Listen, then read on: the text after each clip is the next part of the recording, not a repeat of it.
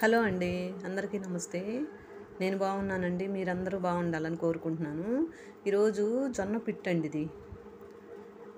జొన్నల్ని రాత్రి నీళ్ళల్లో శుభ్రంగా కడిగి నానబెట్టుకొని ఉదయాన్నే శుభ్రంగా వడకొట్టుకొని జాలి గిన్నెలో వేసుకొని నీళ్ళన్నీ దిగిపోయిన తర్వాత ఇదిగోండి నీడను ఫ్యాన్ కింద ఆరబెట్టుకోవాలండి, ఎండలో కాదు. ఫ్యాన్ కింద శుభ్రంగా ఆరబెట్టుకొని దాన్ని మిక్సీలో వేసుకోవాలండి. దంచుకుంటే దంచుకోవచ్చు రోట్లో. ఇప్పుడు ఎవరు దంచుతున్నారండి?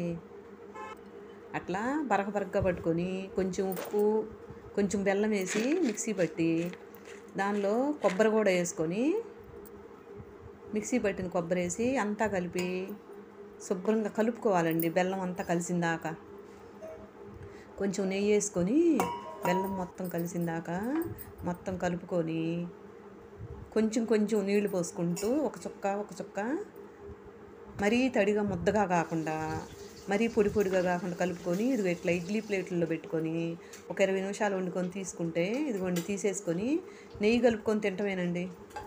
ఇది చాలా బలం అండి, పిల్లలకైనా పెద్దవాళ్ళకైనా. థ్యాంక్ యూ అండి.